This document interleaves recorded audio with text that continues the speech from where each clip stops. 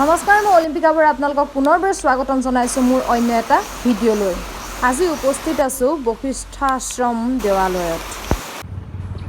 বশিষ্ঠাশ্ৰম দেৱালয় অসমৰ গুৱাহাটী মহানগৰ দক্ষিণ পূব সন্ধ্যাচল পাহাৰত অৱস্থিত এক শিৱ মন্দিৰ। এই মন্দিৰটো আহোম ৰজা ৰাজেশ্বৰ সিংহই নিৰ্মাণ কৰোৱাইছিল। প্ৰবাদ মতে আশ্ৰম মহিষী বশিষ্ঠ মুনিয়ে স্থাপন কৰিছিল। গংগা নামৰ জুৰি বৈ যোৱা এই আশ্ৰমত পৰ্যটকৰ বাবে হৈছে গুৱাহাটীৰ এক অন্যতম আকৰ্ষণৰ কেন্দ্ৰ। কালিকা পুৰাণৰ মতে এবাৰ ব্ৰহ্মাৰ পুত্ৰ বশিষ্ঠ মুনি নিমি ৰজাৰ শাপত দেহহীন হয়।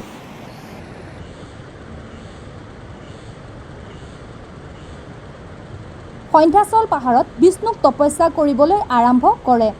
তপস্যাত বিষ্ণু সন্তুষ্ট হয় আৰু বশিষ্ঠই সন্ধ্যাম, ললিতা আৰু কান্তা এই তিনি ধাৰাই প্ৰবাহিত কৰি গংগাক নমাই আনে। এই ত্ৰিধাৰা আজিও বিৰাজমান। নিশ্চয়কৈ আপোনালোকে এই স্থানত আহিলে এই ধাৰা দেখা পাব। এই যে ত্ৰিধাৰা, সেই ত্ৰিধাৰাৰ সংগ্ৰামস্থলতে গা ধুই আৰু পানী খাই মুনিয়ে পূৰ্বৰূপ ঘূৰাই পায়।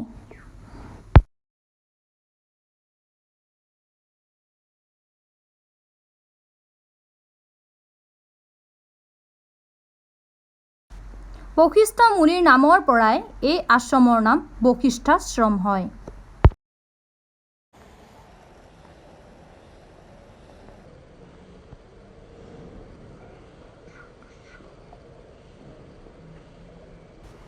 এই স্থানত যদি আপোনালোক আহে তেতিয়া সুন্দৰকৈ দেখা পাব হনুমানৰ এক মূৰ্তিও স্থাপন কৰা হৈছে।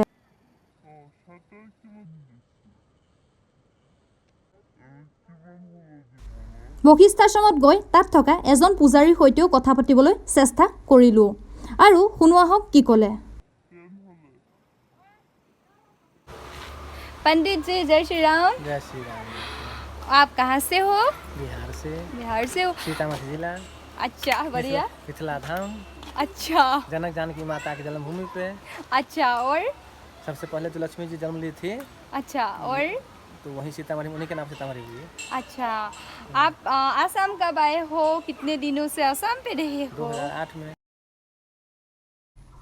মই যিজন পূজাৰীৰ লগত কথা পাতিলোঁ তেখেত 2008 চনৰ পৰাই বশিষ্ঠাশ্ৰমত পূজাৰী হিচাপে কৰ্মৰত হৈ আছে। এই কথা দেখি নিশ্চয়কৈ ভাল লাগে।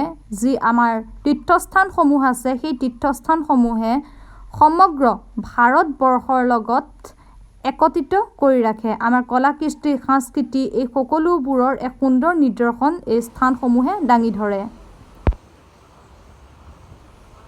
এই স্থানসমূহে এটাই সূচায় যে অসম হৈছে ভাৰতৰ এক অবিচ্ছেদ্য অংগ।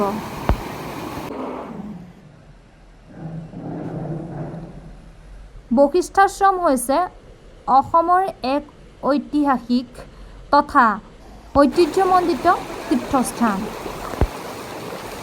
আপোনালোক আজিলৈকে যদি বশিষ্ঠাশ্ৰম দেৱালয়লৈ গৈ পোৱা নাই তেতিয়াহ'লে নিশ্চয়কৈ আহক আৰু এই আনন্দ উপভোগ কৰক।